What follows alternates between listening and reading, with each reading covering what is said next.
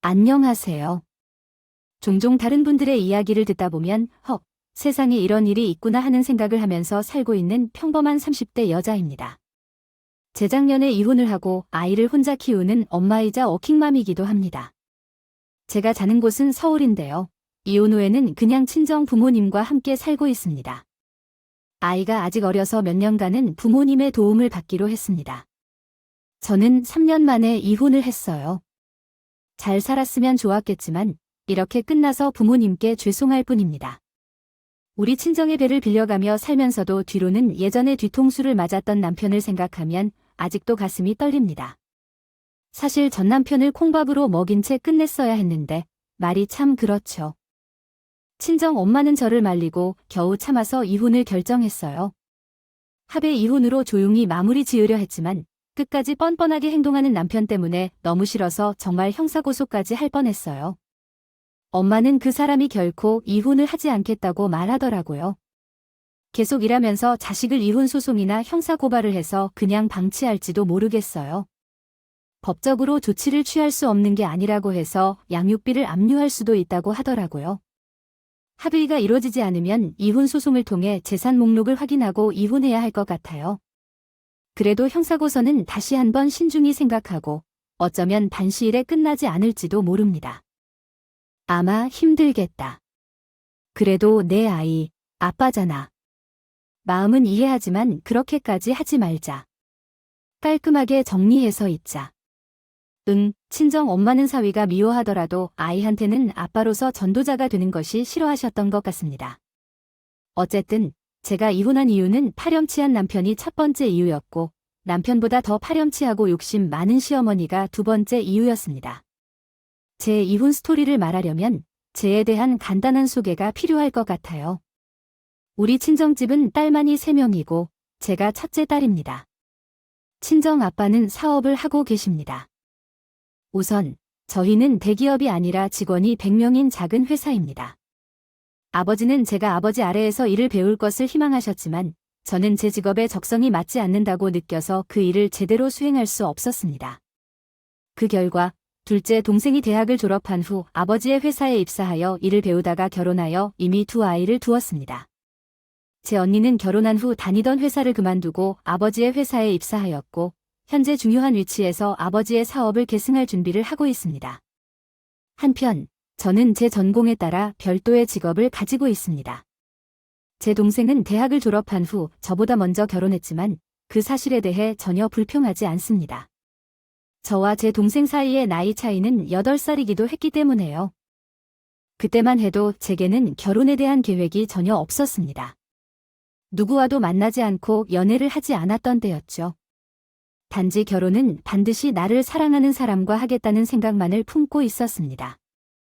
그러던 제가 짧은 연애만을 한 뒤 급하게 결혼한 이유는 부끄럽지만 고백하자면 사실 저는 혼전 임신으로 인해 서둘러 결혼해야 했기 때문입니다. 남편의 집안 분위기를 파악할 시간적 여유가 없었죠. 제 친정집이 소상파 집안 분위기였다면 남편의 집은 상층 집안 분위기였기 때문입니다. 제 결혼할 때 양가의 분위기가 많이 달랐던 이유는 양쪽 가정의 경제적 수준이 심하게 차이 났기 때문입니다. 그 결과 결혼 이후부터 부부간의 경제적인 문제로 인해 친정 엄마가 한숨을 내쉬며 덮고 결혼했습니다. 일찍 결혼할 생각은 없었던데요. 남편을 만나고 1년 동안 연애하다가 예상치 못하게 아이가 생기면서 결혼하게 된 거죠. 처음에는 양쪽 부모님께 임신 사실을 알리고 결혼하겠다고 했을 때 우리 집에서는 결혼을 시키고 싶지 않다고 하면서도 결혼하지 말라는 말을 못했어요. 이미 생겨버린 생명을 없애기에는 용기가 없었거든요. 급하게 결혼하다 보니 남편에 대해 많이 몰랐어요. 결혼 전에는 솔직하게 말해 직장도 다녔고 성실한 줄만 알았는데 결혼한 뒤에 알게 된 남편은 기대했던 것과는 완전히 다른 사람이었습니다. 결혼한 지 오래되지 않아 발견되는 게 많았죠. 들어간 회사를 너무 쉽게 하는 바람에 결혼 초부터 저와 많이 싸웠어요. 시작은 남편이 다니던 회사를 마음대로 관두며였습니다. 배가 점점 불렀던 결혼 초에 저와 상의도 없이 회사를 그만두고 오면서 아주 당당하게 말했어요. 여보, 나 회사 그만뒀어. 밑도 끝도 없이 회사를 그만둔다는 말을 듣자 누구든 놀랄 겁니다. 갑자기 회사를 그만둔다니 난데없이 무슨 일이야? 나와 한마디 상의도 없이 마음대로 그만두고 나서 통보만 하는 거야? 대체 왜 그러냐고. 당신이 지금 회사를 마음 편하게 그만둘 때는 아니잖아. 장사가 마음에 안 들어서 그럼 어떻게 해야 해? 초반부터 나에게만 엄청 뭐라 그러는 사람이었어요.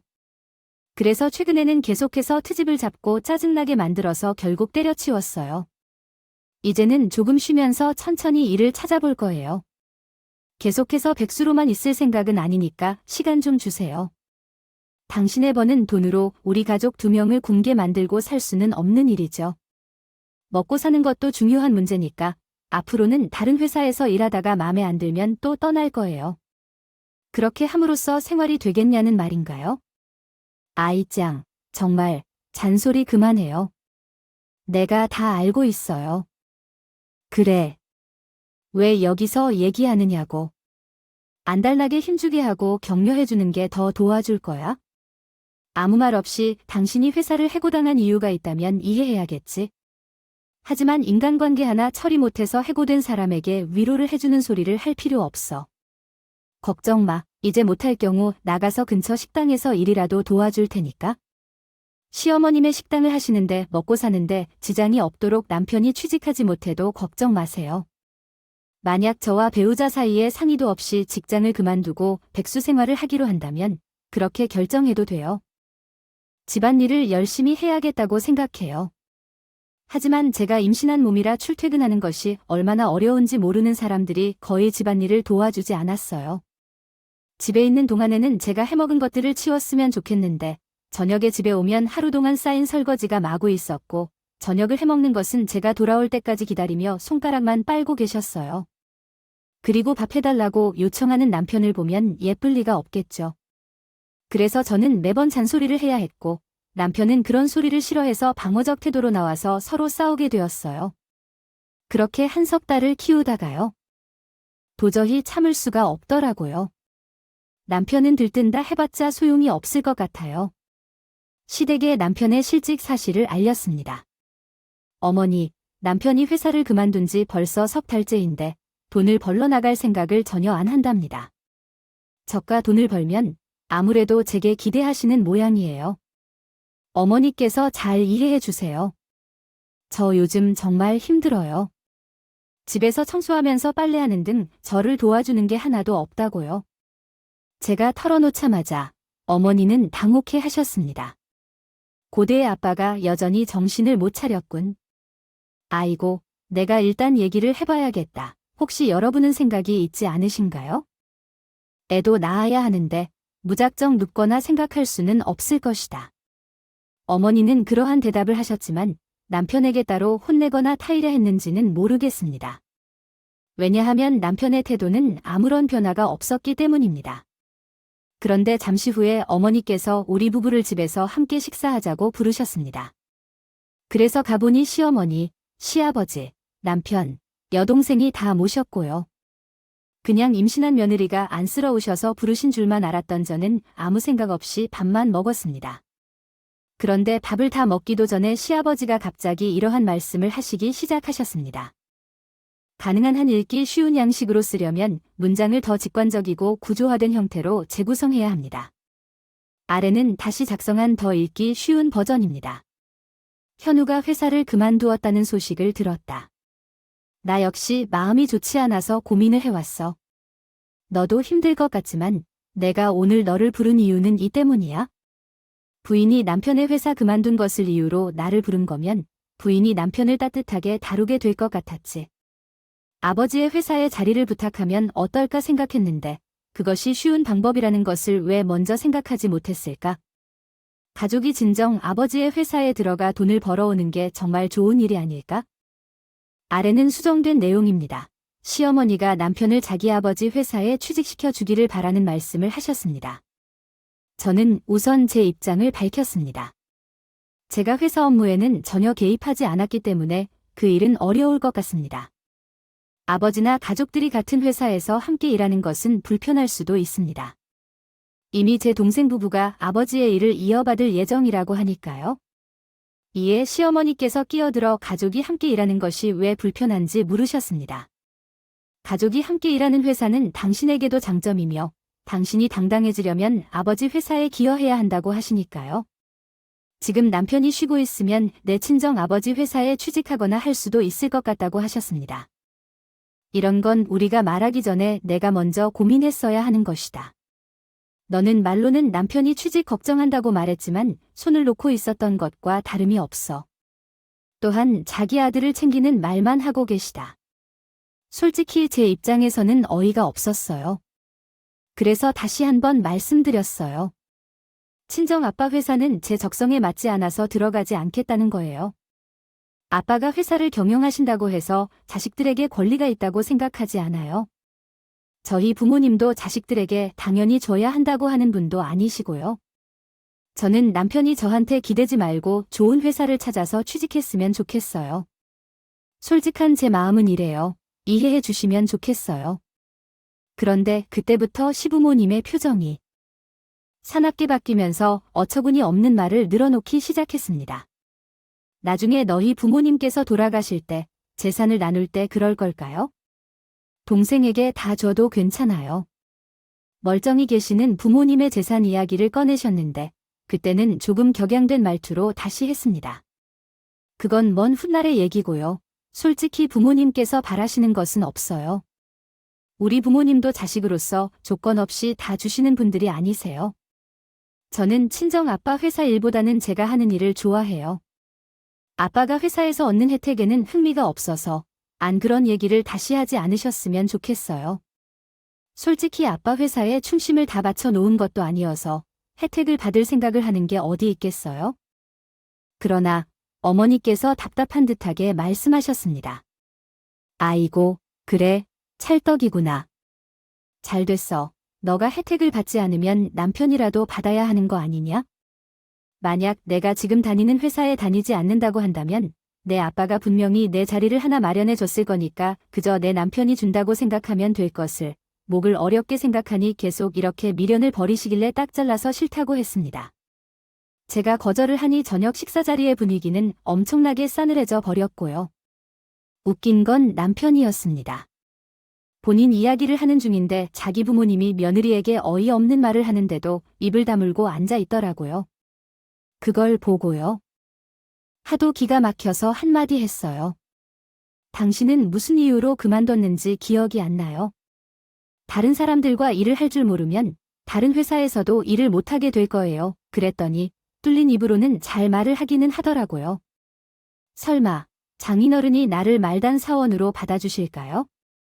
당신은 그냥 아무 소리 없이 부탁만 해주세요. 남편이 취직이 어렵다는데 그것도 못하면서 하는 말이 나는 내 위로 상사만 없으면 일을 잘 할 수 있어. 회사 사람들과도 잘 지낼 거고 한마디로 자기를 낙하산처럼 꽂아주길 바라는 거잖아요. 오죽하려고 상사질하는 사람이 있으면 일을 못하겠다고요. 나는 화가 머리 끝까지 나서 있었어요. 싫다고 했습니다. 당신이 정말 우리 아빠의 회사에 들어오길 원한다면 정당하게 이력서를 제출하고 면접을 통과하여 입사하세요. 다시 말하지만 나는 우리 아빠에게 그런 부탁을 하지 않았습니다. 분위기는 매우 안 좋아졌고 시댁을 떠날 때 시아버지는 제 인사조차 받지 않으셨습니다. 시어머니는 제게 못된 애라고 말씀하셨어요. 집에 와서는 말할 것도 없이 남편과 대소를 벌였고 말리지도 않고 입을 다물고 앉아있는 남편이 너무 얄미워서 무슨 말을 했더니 본인이 뭘 잘못했느냐고 오히려 큰 소리를 쳤더라고요. 무례한 건 내가 아니라 너야. 나는 우리 부모님 편을 드는 것도 없고 당신이 우리 부모님을 눈을 똑바로 보고 거절했을 때도 아무런 말도 하지 않았다고요. 너무 화가 나서 결혼 후 처음으로 크게 싸웠는데 가방만 챙겨준 적으로 나와버렸습니다. 갑자기 연락도 없이 가방을 들고 친정에 온 딸을 보고 부모님은 얼마나 놀라셨을지 상상이 됩니다. 자세한 내용은 말하지 않았지만 아마 싸웠다는 걸 눈치챈 것 같았습니다. 일단 하루를 마음을 가라앉히고 진정되면 친정 부모님께 자초지정을 말씀드렸습니다. 남편은 임신 중인 아내가 집을 나가도 문자나 전화를 하나도 하지 않았고 자정을 모두 들은 친정 부모님은 당연히 대노하셨습니다. 이런 경우가 다행인가요? 라고 말씀하시며 사돈댁에 전화하겠다 하시는 말을 가만히 듣고 말렸습니다. 아빠는 사위가 실직한 것도 모자라 저한테 그런 부탁을 했다는 것 자체를 너무 못마땅해 하셨고요. 에이, 철부지 같은 놈이 오죽 소심하면 사람들하고 문제를 극복을 못해 그런 걸로 회사를 관두는 놈이 내 회사에서 자라라는 법이 있어. 아빠는 남편을 아예 못마땅해 하셨습니다. 그런데 엄마는 생각이 다르더라고요. 열받아서 펄펄 뛰는 아빠와는 달리 이런 말씀을 하셨습니다. 사돈네도 걱정이 많겠어. 입에는 점점 불러오고 서방 계속 그러고 있으면 어쩐다니? 미운 건 둘째 문제고 일단 어디라도 들어가서 돈 버는 엄마의 마음이 놓이겠다. 엄마, 나도 제 월력으로 해야지. 그걸 왜 내가 걱정해야 해? 제 마음대로 회사를 관두고서 수습은 나더라. 그래, 나 그냥 이혼할까 봐 엄마. 그러더니 엄마가 제 등을 한 번 치시더라고요. 그래서 넌 조심해야 했어. 왜 그렇게 먼저 가서 이런 걱정거리를 만들어? 이유는 나중에 문제가 될 거야. 우선 내 남편을 그대로 두는 건 안 돼, 여보. 서방이 작은 공간 한 개만 만들어주면 안 될까? 아이들은 계속 싸울 거야. 이러면 우리 딸이 힘들잖아. 그냥 서방에게 당신한테 기회를 한 번 줘봐. 엄마가 아빠에게 남편이 일할 공간을 만들어 달라고 요청했습니다. 남편이 예쁘기 때문에 그런 게 결코 아니에요. 다딸인 제가 힘들까봐 시부모의 부탁을 들어주려는 거 알잖아. 아빠는 엄마의 말을 듣고 한숨을 깊게 쉬었습니다. 일단 생각을 좀 해보자. 리제부는 정말 열심히 일하는 걸 알지? 만약 그 정도로 하기 식견이 아니면 아무리 장인 회사라지만 편하지는 않을 것이다. 진정으로 부모님은 저가 친정에 있는 주말 동안 고민을 많이 하셨습니다. 일요일 저녁에 남편이 연락도 없이 저를 데리러 왔더라고요. 우리 부친님은 사위가 꼴보기 싫으면서도 저를 집에 가라고 재촉하셨습니다. 친정에 너무 오래 나와 있으면 책 잡힌다는 말을 덧붙이시면서요. 그러면서 아빠가 남편에게 말씀하셨습니다. 자네 내 회사에서 일하면 문제 일으키고 열심히 할 건가? 저도 놀랐지만 남편은 줄곧 꾀꾀거렸습니다. 휘둥그레지면서 아빠에게 넙죽절이라도 할 기세였습니다. 네 장인어른, 우리 가족에서는 몸을 다 바쳐 일해야 해요. 저는 사실 집안 사람이 되기 전부터 장인어른의 일을 배우고 싶었습니다. 걱정 마세요. 장인어른께서 주시는 대로 열심히 노력하겠습니다. 처음부터 너무 높은 지위에 기대하지 말아야 합니다. 아무리 내가 회사 사장이라 해도 직원들은 언제나 보고 있기 때문에 그럴 수 없어요. 당분간은 우리 둘째 사위부서에서 일을 배우면서 부모님에게 잘 행동하겠습니다. 만약에 자신이 부족하다고 느끼면 무시하지 말고 다시 도전해볼 겁니다. 정말로 감사합니다. 장인어른. 결국 친정 아버지의 배려로 남편이 낙하산을 타고 회사에 입사할 수 있었어요. 저는 마음에 들지 않았지만 아버지가 날 위해 내린 결정이었음을 이해하고 더 이상 남편과 싸우지 않았어요. 시어머니는 부모님들께서 좋아해 주셔서 그러면서 기뻐하며 거봐라. 너희 친정 아버지가 말은 안 해도 우리 아들이 똑똑한 거 다 알고 계시는 거야? 그러니 인재를 놓치면 회사에서도 손해지 않겠니? 라며 이야기했어요. 기왕의 일이 이렇게 된 거면 처음부터 기분 좋게 친정에 부탁할 수는 없었던 거야. 아무튼 이번 기회에 너희 신랑 챙기는 것 좀 신경 써야 해 라고 하셨지요. 속사정이 뭔지도 모르시면서 참 뻔뻔하다는 생각이 들었습니다. 아마 그때부터 저는 시댁과 삐그덕거리는 것처럼 느껴졌어요. 혼전 임신으로 결혼한 게 죄도 아닌데 늘 주눅 들어있던 제 모습이 시댁에서 뻔뻔함을 겪은 후에는 굳이 왜 그렇게 저 자세로 살아야 하는지 생각이 들었습니다. 어쨌든 아빠 회사에 들어간 남편은 처음에 제부에게 일을 배우고 열심히 하는 듯 했습니다. 아빠는 처음부터 일을 배울 각오로 하라고 하셨지만 막상 남편을 말단 사원으로 두지 않고 중요한 일을 하는 부서에 보직을 주었습니다. 전에 다니던 직장에서의 격려도 인정받아서 보수도 그만큼 챙겨주셨어요. 회사 사람들에게도 전 직장에서 중요한 일을 하다고 말씀하신 게 저희 아빠입니다. 못마땅해도 딸자식 남편이니 회사에서 잘 지내길 바라는 마음이셨을 거라 짐작합니다. 다행히 남편은 본대로 성실하게 열심히 다니고 있었어요. 정말 회사를 물려받기라도 할 것 같은 기세였고 시간이 지나 저는 아이를 낳았고 잠시 일을 쉬게 되었습니다. 남편이 혹시 사고 칠까봐 제 부모님께 가끔 남편이 어떻게 지내는지 물어보곤 했는데요. 그럴 때마다 제 부모님은 별일 없다며 저를 안심시켜 주셨습니다. 걱정 마세요. 생각보다 잘하고 있어요. 일도 빨리 처리하고 있습니다. 배우고 있는데 일하다가 형님께서 저보다 더 인정받을까 걱정이에요. 제부는 남편보다 4살 많은데도 남편을 꼬박꼬박 존대하며 상급자를 대접했습니다. 우리 제부와 동생 모두 아빠 회사에서 일하고 있고 아빠가 회사를 물려줄 계획이라고 하니 마음이 안정되더라고요. 아이가 2살이나 3살이 될 때까지 남편은 회사 생활을 성실히 해왔고 가정에 소홀함이 없었어요. 그때서야 정말로 깨어나게 되었다는 생각이 들었습니다. 하지만 그것이 올바른 것이라기보다는 올바른 척하는 것이라는 것을 3년째 된 해에 깨달았어요. 평화로운 시간이 오래 가지 않았습니다. 어느 날 친정 아버지가 저만 조용히 부르셨던 적이 있었습니다.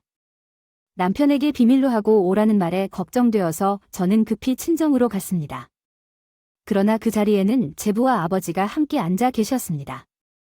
아버지, 무슨 일인가요? 남편이 뭔가 잘못한 거 있나요? 그래서 같이 오라고 해서 혼내야 할 일이 있나요? 그럴 일은 없으니 너만 물은 거야? 확실해질 때까지는 말 안 하고 있었지만 이제는 때가 된 것 같아서 말씀드립니다. 아버지가 말씀하실 때 불안한 기분이 들었습니다. 옆에 계신 제부가 크게 한숨을 내쉬며 아버지 대신 말씀을 하셨습니다. 안녕하세요. 놀라지 마세요. 실은 몇 개월 전부터 회계부서에서 얘기를 들었는데 우리 자금이 흘러나간 정황이 있었어요. 근데 그 일을 조사하다 보니까 더 큰 문제가 있더라고요. 회사 자금을 횡령한 것도 문제지만 아무래도 우리 회사를 기업 사냥꾼에게 팔아넘기려고 전문가를 고용하여 계획을 세웠단 얘기를 들었어요. 이건 감사팀에서 형님 컴퓨터를 뒤져서 알아낸 거라 거의 확실해요.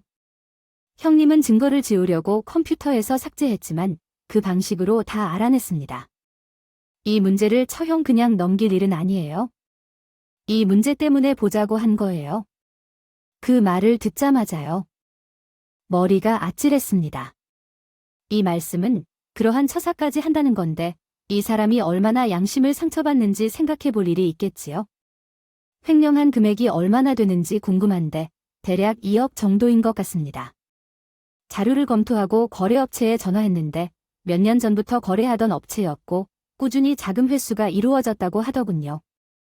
하지만 장부에는 자금이 미수 처리된 것으로 나와 있었다고 합니다. 그래서 자금이 조금씩 빠져나가고 있다는 건가요? 아주 전통적인 횡령 수법이라던데요. 형님이 이런 일을 해봤기 때문에 잘 알고 계신 것 같네요. 보통 사원이 이렇게 행동한다면 즉시 해고하고 고소할 것이고 구상권 청구도 했을 겁니다. 하지만 형님이 가족이시니까 결국은 마지막에는 형님이라도 얽히게 되는 건가요? 기회를 주려고 하는 것이며 횡령한 돈도 돌려주라고 말해야 해 조용히 말씀해 주셔야 합니다. 돈이 없다면 분명 책임을 져야 할 것이고 교회는 그 정도까지는 가려고 할 것이에요. 아빠는 심란한 표정으로 말씀하셨어요. 더 이상 우리 회사에 서방을 둘 수는 없다고 했어. 다 이번 일도 너무 스트레스 받아서 병원에 실렸을 때도 알고 있니? 언젠가는 결정을 내려야겠지만 지금은 차근차근 둘째 아들에게 회사를 넘겨주기로 했어. 그건 너도 이해할 거야. 회사를 팔기 위해 한 것은 우리가 막아서 수습이 된 거야.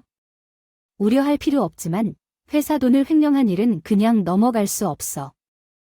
회사를 팔아먹으려고 했던 자세한 내용은 모르지만 어차피 남편은 횡령한 돈으로 아버지의 회사까지 넘겨서 막대한 이득을 취하려고 했던 것 같습니다. 저는 울면서 아버지께 말했습니다.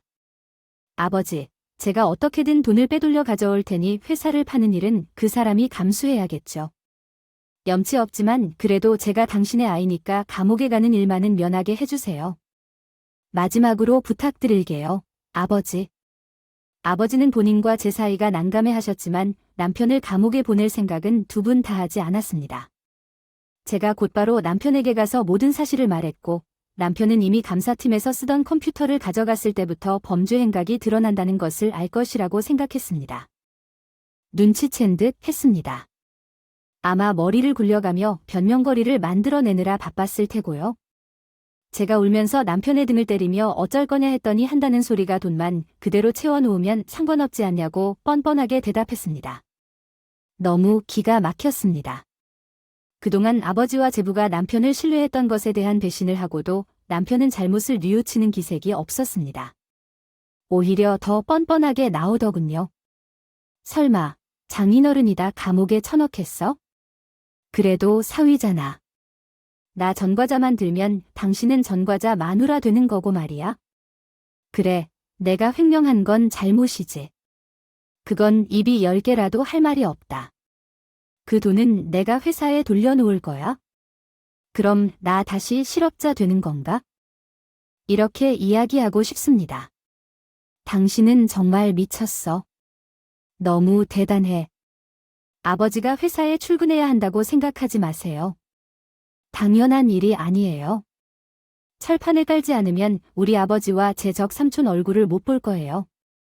대체 그 큰 돈을 왜 자꾸 빼는 거죠?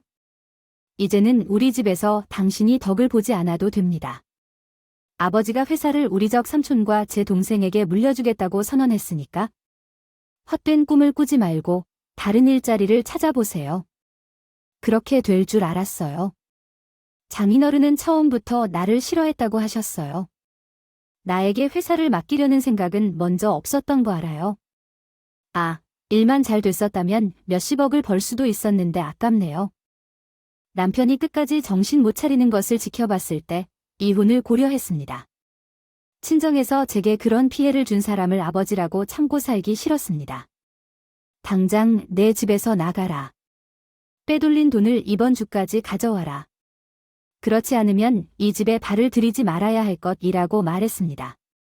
나가라. 나가지 않을 사람도 없을 거야? 알았어. 좋아. 그 돈을 내가 가져가서 돌려줄 테니 호기롭게 외쳤지만 짐을 싸고 어딘가로 떠나버렸습니다. 그는 시댁으로 갔을 것이라 생각했습니다. 빼돌린 돈은 어딘가에 숨겨둔 게 아니라 돌려받을 필요가 있었습니다. 그래서 먼저 시댁에도 돈을 갚으려고 했습니다. 사실을 알려야겠다고 생각했습니다. 당장은 제가 너무 정신이 없는 상황이라 남편이 돈을 가지고 오면 얘기해야겠다 싶었어요. 일단 남편이 회사에 잘린 사실도 아셔야 하는 거니까요. 그리고 저는 남편에게 이혼을 요구할 결심을 했습니다. 그런데 계획을 실행하려고 했는데 새도 없이 시어머니가 먼저 우리 집에 들어왔습니다. 저는 엄마 전화를 받고 급하게 집으로 가서 시어머니가 거실에서 화가 나서 혼자 앉아 있는 것을 발견했습니다. 아마 쫓겨나온 남편에게 무슨 얘기를 들은 것 같았습니다. 남편이 자기 잘못을 인정하지 않고 뭔가 다른 이유로 찾아온 것처럼 보였고요. 시어머니는 갑자기 친정 아버지에게 큰 소리로 따지기를 시작했습니다. 대충 들었다시피 아들이 집에서 자기를 찬밥 취급한다고 했는데 사돈댁이 얼마나 잘나있는 사람이라고 해도 사람을 그렇게 놀리면서 취급하고 회사를 나가게 할 수 있겠습니까? 그 말을 듣고 아버지는 안쓰러워하며 숨을 쉬었습니다. 대체 어떤 말을 듣고 오셨는지요? 서방이 무엇을 했다고 했는지 어디서 대화를 듣고 왔는지 확인해보자 했더니 어머니는 자신이 이야기한 내용들이 섞여 있다는 것을 알려주셨습니다. 이 집 둘째 사위가 회사를 상속받는다고 하셨다는데 우리 아들이 뼈 빠지게 3년간 일해왔지만 결국 회계부 과장이 최대한의 승진으로 끝날 것 같다고 한탄을 했다는 이야기였습니다. 사돈은 아무리 그래도 찬물도 위아래가 있는 법이 아니겠습니까? 웃지 마. 사위가 있는데 둘째 사위한테 회사를 물려준다고 할 수가 있나요? 그 말을 듣고 어느 누가 일할 맛이 나겠어요. 그래서 때려치웠다고 합니까? 어제 며느리랑 싸우고 내쫓겼다고 집에 왔더니 억장이 무너졌습니다. 어찌 이럴 수가 있겠습니까? 사돈이 있는 집이라고 남의 집 아들을 그렇게 무시하는 것이 아닙니다. 저는 몸을 함부로 굴리다가 애까지 패서 온 며느리를 받아준 사람이에요. 아빠는 시모의 마지막 말을 듣고는 그때부터 예고 뭐고 차를 생각하지 않았습니다. 지금 뭐라고 했어요? 누가 몸을 함부로 굴리죠? 애는 뭐, 우리 딸 혼자 만든 겁니까? 아들이 감수하지 않아서 다른 분의 소중한 딸을 망가뜨린 것에 대해 생각하지 않고 있습니다. 아버지 말씀에 시모 역시 결코 찬성하지 않았습니다. 어쨌든 저는 다른 것은 필요하지 않아요. 우리 아들이 열심히 한 것에 대한 보상을 해주어야겠습니다. 회사와 집은 우리 아들과 공유하여 줘야 할 것입니다. 제 할 말은 여기까지입니다. 그때 아버지는 갑자기 일어나셔서 방으로 가서 서류 뭉치를 가져오셨습니다. 그리고 어머니 앞으로 서류를 내밀어서 다 확인해보라고 하셨습니다. 서방이 왜 내 회사를 이어받지 못하는지 정확히 알아야겠어요. 자, 이 서류가 무엇을 의미하는지 알고 계세요? 사돈의 잘난 아들이 내 회사를 횡령하려 하고 그것도 모자라서 회사를 매가 시도한 일에 대해요. 증거 자료예요. 당신 아들 콩밥을 안 먹게 해준 것만 해도 감사하게 생각해야 할 겁니다. 그래도 우리 딸의 남편이고 외손주 아빠라 봐준 거예요. 계속 이런 식으로 나오시면 저도 자비를 베풀려던 마음이 없어지네요. 그냥 법대로 하고 감옥에 그놈을 쳐놓을까요? 그랬더니 시모노 손을 벌벌 떨면서 못 믿겠다는 듯 서류를 하나하나 확인했습니다. 아버지는 시모에게 한마디 더 하셨습니다. 다 알았으면 당장 가서 당신 아들한테 우리 회사 돈 2억을 받아서 가져와요. 그거 이번 주까지 안 가져오면 우리도 어쩔 수 없어요. 경찰에 고소할 거고 그놈은 감옥에 가야 할 겁니다. 그리고 우리 딸은 당신 아들한테 못 맡길 겁니다. 이혼시킬 거니까 그렇게 하세요. 당연히 손주도 우리가 데려올 거고요. 그쯤 되니 사태를 파악한 것 같습니다.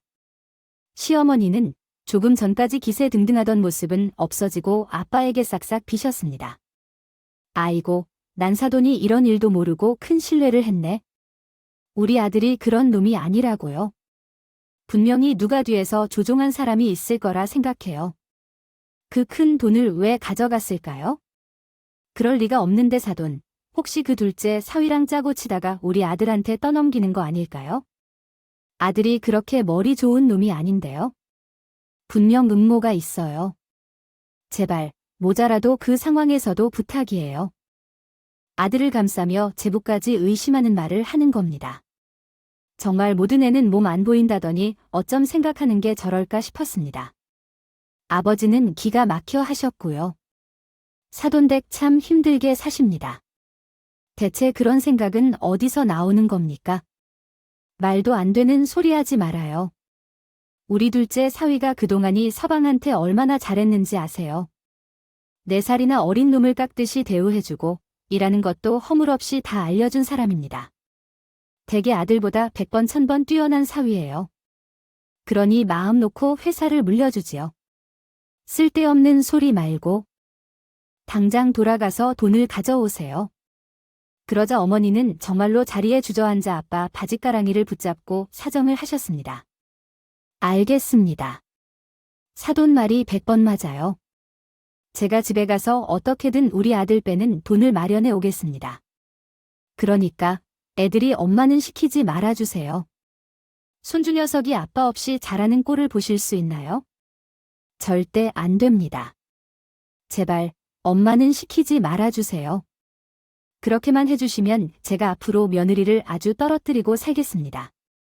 네, 그런 말 마세요. 애당초 글러 먹었습니다. 손주놈은 모조리 아빠 밑에서 자랐습니다. 눈은 우리 가족 속에서 자라가는 탓에 나아요. 할아버지가 아무 부족함 없이 키워줄 텐데 아버지가 없으면 아쉬울 건 없어요. 내가 할 말은 다 했으니 그렇게 하시고 돌아가세요. 그 뒤에도 시어머니와 친정 부모님은 한참을 실랑이 했다고 겨우겨우 집에서 내보냈습니다. 아마 시집 식구들도 난리가 났을 듯합니다. 남편은 자신의 엄마가 우리 집을 찾아올 것이라고는 생각하지 않았나 봐요. 제가 이야기한 것을 듣고 나서는 망연자실한 것 같더군요. 아버지는 남자로서 사위라 할지라도 감옥 보내는 것도 진지하게 고민하셨고요. 그런데 일주일 후 시어머니가 남편이 횡령한 돈을 직접 남편이 가지고 저희 집에 오셨을 때 있는 돈 없는 돈 다 끌어모아서 모자라는 돈은 엄마가 말을 한 거라며 저한테 볼멘 소리를 했지만 제가 그랬습니다. 그래도 당신 엄마는 자식을 감옥에 보내지 않으려고 애쓰시지 않나요? 근데 당신은 끝까지 정신을 못 차리는구나. 대체 가져간 돈은 어디다 썼냐? 사람 소감을 작업하는데 좀 썼어? 원래 돈이 필요한 일이면 당신은 감도 크다. 어떻게 감히 처가 회사 돈을 빼돌려 회사를 팔아먹으려고 생각해? 당신은 구제불능이야. 우리 이혼해. 난 당신의 감당을 못하는 사람이야. 적어도 정상적인 사람과 살고 싶어. 남편이 설마 이혼까지 하겠는가 싶어 설마 했었는데 펄쩍 뛰며 이혼 못한다고 말했기에 모든 사실을 소장으로 작성하여 이혼 소송을 하자고 제안했습니다. 우리 부부가 살던 집은 친정에서 제공한 집이었고 남편이 가져온 월급과 내 월급으로 모아둔 금액이 대략 1억 원이 있었습니다. 위자료 명목으로 4천만 원을 요구했으며 남은 예금과 재산은 각자가 낸 금액의 비율로 나눌 것을 제안하였습니다. 이에 대해 제가 빈말하지 않았다고 생각한 남편은 그 다음 날부터 매일 친정을 찾아와 글을 씁니다. 사정을 하며 용서를 구했습니다. 저는 고개를 들 수 없어 문전박대를 당하는데도 몇 시간을 지낸 뒤에 그곳을 떠나곤 했습니다. 내가 다 잘못했으니까 용서해 주세요. 절대로 이혼은 할 수 없어요. 평생 집에서 살림하라고 살게요. 당신이 원하시는 대로 다 해서 살게요. 제발 용서해 주세요. 남편이 울면서 말했지만 남편의 눈물은 교활한 악어의 눈물로 보였고 남편이 내뱉은 말은 위기를 모면하기 위한 거짓말로 들렸습니다. 내 생각은 변한 게 없어.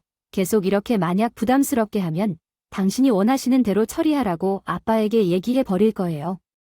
내가 거짓말을 하면 당신의 인생은 그대로 끝이라는 걸 알아요. 그나마 바닥에 다다르고 나서 생각을 하게 되면 우리 가족이 베푼 아량 감사하게 생각하고 여기서 끝내기로 해요.